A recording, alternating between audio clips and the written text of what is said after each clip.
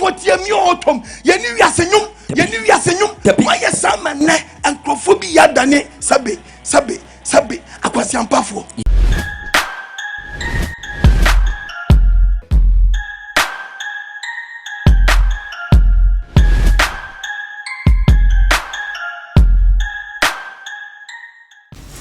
Mima Shafuna Aquaba Edeba Attention TV so. Mama is Attention TV dear. In some I did away my money and my focus on and near Sonny so near Boabuano, near the Rabba dying Yashafo, near Busia for and then no in some bit away my gun and one say, I will be Piara at Incan Castle for Fono at your moon edge sign semi movie. Now in some men, sir, Yayan himself glorious of daughters Jesus and that by a united show base so now promo call honomono. Ye be so almost almost and no more now, and I say, yes, so Christoni, Ubetia Viasenum. Then I'm so Emma Omoka say you no make sense and Quana or Shana say you wait there Boa and found one in Nipana or Tono and found one the source of the music. It was so to me Etienne because Utminia Yansa Utminia Abebun sem a woman. Etienne said there's nothing wrong with it. And I'm so Emma Yanka say papa a prophet or draw Edina no betu sans and semi movie. Amoka said, yes, sister, see, came on man can ye because it's your Bible said, O Christoni, Ubetie, a year we are senium, and I'm so my papa, a young Niger gazy, so did I know other two sons semi movie. Ama Chessa on also Becca said, dear, a year revenue drew air can only the on June to move the Biarada, or can be ma a young yatum, a Christopher Adosso, away a bibri mohan, we say. Nina and concordant chain, a ya dear young Cassa, papa, ya dear Nina, ano dear Mrs. Obana so bombi nipa say ya was so to moon say na some more Kenyan so the Bible moon say sem etai echire ye papa e yanka say ya papa e reverend prophet e Okoh Agyemang edina no atu nsem bi ama o ka say sebio kafra ye nya wiase nyum ai na nyum bi o ha e kwasiafo enyum enyam na meka ye ono no kan ye Essence, sem na meka ye na obekasa ohime cha na wo pese o ka sem de share papa anunti yankoni yankoshe video no embra Ano de kasa kire obi yes wo dia hawa ne dan rhythm no na akire wadwen na ye wadwen sagama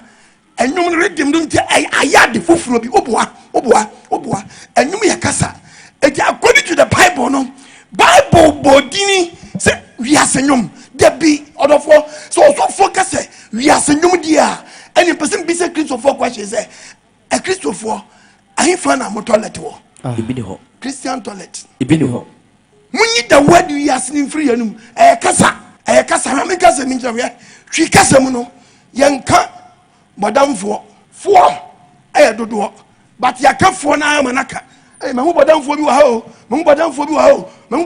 ho kasa ka yanum yekabonam ni singular hallelujah amen but no kabodamfo bi ditum me hu papa me bodamfo bi wa ha me hu papa bodamfo bi wa ha but bodam ni ye was singular ye was plural ye was dodo ye was biako kabia dodo kabia but yakama na kan ano am obi kabodamfo ma wa fa no hu no wa fa no ayeden sa na wiase force yakama na di ayeden atonkrofo trim Bible wa mention wiase for Bible both English and Tree TNA Tree no kan say agidifo anyone anya den engineer broadcast den believers and unbelievers Malaki 3:18 enda mu be hunu nsonsonya was yatamu dan ye be hunu nsonsonya edo tri nini eni opanye fontam de osum nyankopon eni de onsum nyankopon den entam wan ka say wiasini eni de ojedi yes aye kasa ni aka na aka ya no yes Mrs. Sofotia mi otom yeni wiasenyum why sama ne enkrofobia dane sabe akwasiam pafo yes adina mekasa ya poor enyo bia ne bitima chonyum abonyankopon di wom the book of Esther opako read chapter 1 verse 1 to end Esther chapter 2 verse 1 to end Esther chapter 3 verse 1 to end Esther chapter 4 verse 1 to end yansho God wo and then ye konnum enyum ababu body setie ni de mentie yanko Ecclesiastes Osenkafo chapter 7. Chapter 7 verse 5. Verse number 5. I said then. Onyansafo ni mketie ye. Was you obi wo nyansafo? That's what show you mo a. Eye. Say so obi kotie kwasiafo tumto. Me pa cho se de ba nwonto na mentie. Kwasiafo tumto. Eti kwasi anwom se wonim. Efa wasoma hu sa nwum ye dai. Kwasi anyom. Kwasi anyom. Eno krampo na wate no. Bible kram mra o. Kwasi anyom na wate no kura no. Omra o ebi se wanti a. Obeda hu sa ye kwasi anyom. Obeti ansa na wa hye nso. Lukulim. Oyin kwasi anyom to nchen. Anomai Amos chapter 6. Verse 5. Verse 5. Ebinim to ahuhujum. Amos ye bimu so to de ba nyom. Ahuhunyom. Yes. Ahuhunyom. Yes. Wa ya ase. Wo to ho. Etonyom. Se ahuhunyom no mai wani bia ba. Ebi na abo nya betu awuo no. Obi mu da so to ahuhunyom no still. Yes. Nsam na o keka no nyansampa entu nkolafo. Yes. Wa sheda afa. Nyame asem bi ayasem papa o no ato ndi wode ayede wode adane huunyom yakoti asori yakoti asori asem bi wode bata enye papa no ape we asem bi e wuti se huunyom asem we ayanka asem pa hallelujah amen mam yanka na minni wa sheda dan ni se kwoti yanka bedi Kwatianka bedi way aya huunyom yes kwasi asam ano kanu but what do you say aya sama ya kanu bi no eden o kanu ni de ni asoronko yes my boni ba say munni midwa onso edi kana boka Bible mention wiase but you for a Christopher mo trotro wan ebini ho Christian trotro ebini ho Christian taxi ebini ho Christian Uber ebini ho Christian VIP ebini ho Christian transport ebini ho Christian play ebini ho Christian trade ebini ho Christian wache ebini ho Christian chopba ebini ho me patcho ne se bini ho dia ene mbese bisa mo kwashi ene na asam na mo kan mo hwem kasa yi na nyo bia obeto nwom a wa mo nya midin wom na kese wiase nwom yes amen muntie ne yie papa na poso kodma me educate mu yes ene obi ti asodem ote no adwama wo oda be machi o twimprem waden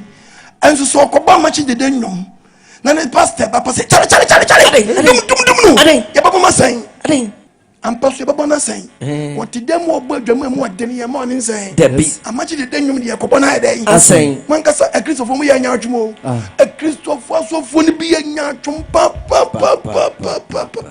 mogum wani mu ase me say saki nchieche nsem wem yi a akada dulumba obekwa sori yes ankomu nyina be wura nsorem anka mesinka anya bi ni se samini makoye rasta because ye diklom so me den wi asefo ti amasa nkrofo no mapoa mu eye simple si e be educate say no anyu be de bit matro nyom edi nyankopon di abam ana nya nyom nya nya bona so dem ese muti ase me be yi nyom no one by one enyum ankasa kra no ye wode di nyankopon ye ene ye wode di ye hye nyankopon di animonyam ene ye wode di tontom no ene ye wo enyum a ye di tu nyankopon fo ye wo woni som me go to ni one by one ko do mo som we ni mami ye nyini one by one yanko Ephesians hwebabudum verse 19 Ephesians 5:19 was monfa senku hujum mpacho yanko yamfa senkuo honyom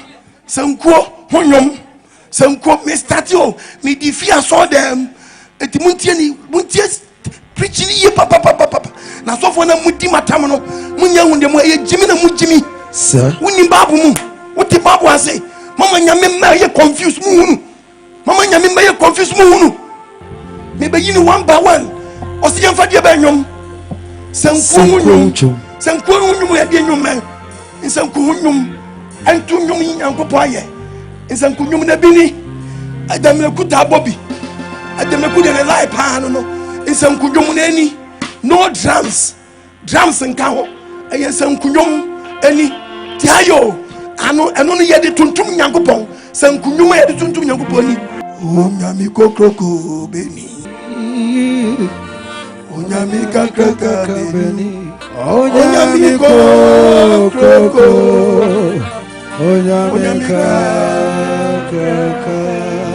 ene ayeye dwum ene san wodan ayeye nyom ene so yesoronko ene no obetimi di we drum side den aka ho ɛdeɛ ayɛ ahyɛ ne deɛ nimonyam ayɛyi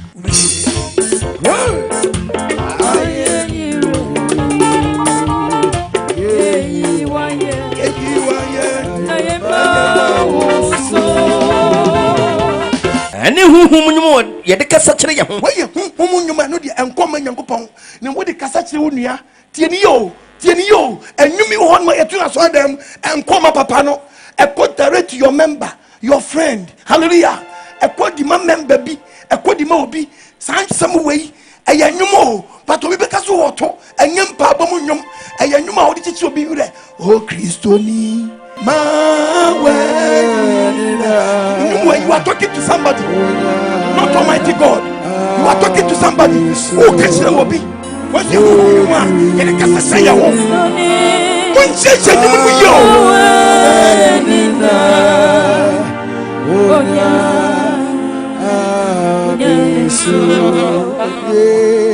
Bible Chronos and say, you want no more. A warning song. Yes.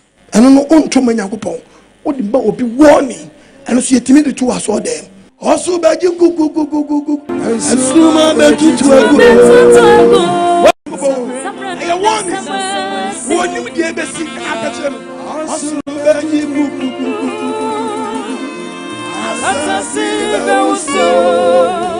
Also, for church and you. The Marcus and Kajman alone. Mama members are confused. To come Bible now. Yanko the Bible. Yanko Isaiah chapter 20. 26. Ezekiel 22. Verse number 26. Verse 26. So for women manaso. So for women you go pamraso. Ukuma kuku di ofi. So for kwasiafo no. Abi ma ya difo ni bi masa. Omo diamo. De muni owo nkwam hye. Mo bodam papa. Yes.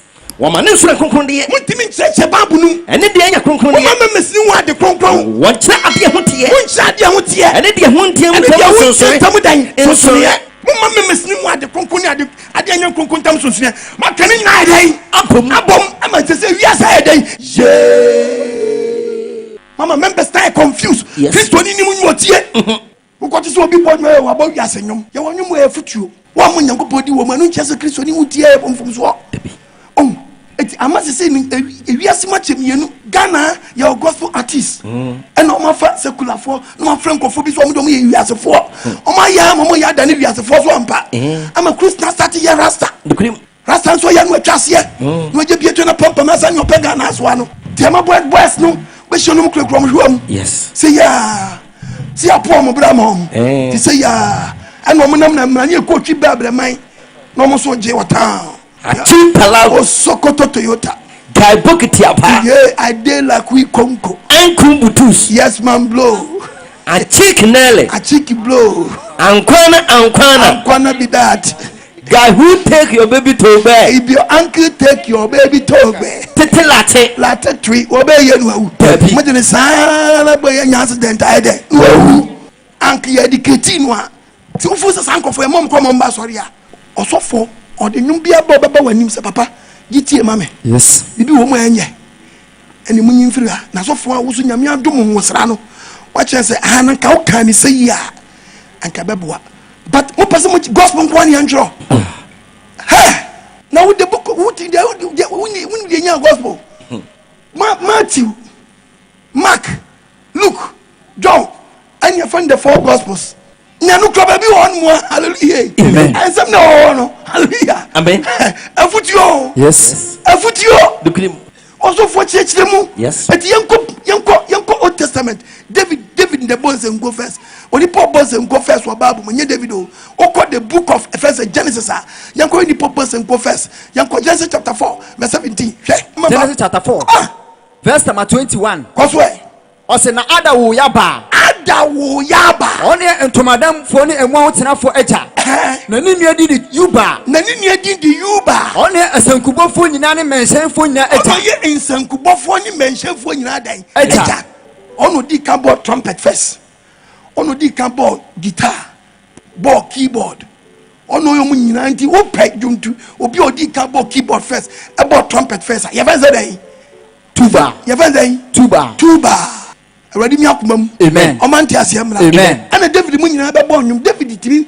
bonnum David oyobia otimi gina dem ti say me baba ku ye friend we friend say oni ba sian sian betime gina compose nyum sezia yakoba bu me ngora de David Psalm 31 koso verse number 1 Psalm 31 verse 1 Epifia sabono ose de yan o he David chiro ahotoso odwom ahotoso onwom enwom a ye di ahotoso me ba first enwom honwom first ye enwom honwom first yan ko Psalms wa Psalm 32 verse number 1 verse 1 Epifia sabono koso o he David chiro endwene hodwom o cho de be enwom enwom honwom enwom we no o di say enye ye nyemum o transe de dai o de dwire wo ho eti ebi ni enwene honwom no ebi na kwam yampadu na kwam yampadu ono boss anwom no we ya enwene honwom we na me ye na asofo ni bi ntima so mudi matam no mudi matam ni na machi wa mudi ba wa se we ya wiase no we ya futu no video ya kokoshe ye hu mesi aye papa esi kire ni nsem a odi bible mu nsem back no so e dey count for adwenture effect wo so woni papa ya adwen anasa oni ne enya adwen ai se ne be yon hime cha metumi akenkan e dey ama wa breni abra no nyina afa isu kai se social media handles ni nyina no e attention tv gh ewa e facebook like share comment ewa ye videos no so uko e youtube so e attention tv ewa ho no mo subscribe to our youtube channel adomebu o boso se ne be ya bibi biara de betu wo no una aye kane ya onsa ebeka mi anka sam papa prophet entry baby awo bia jewutu nyame hwa no nya okese bra Jacob baby awo bia o say wati me sai ewo ho no mo wo hia mo abonti abome sambrane na frame ohima echa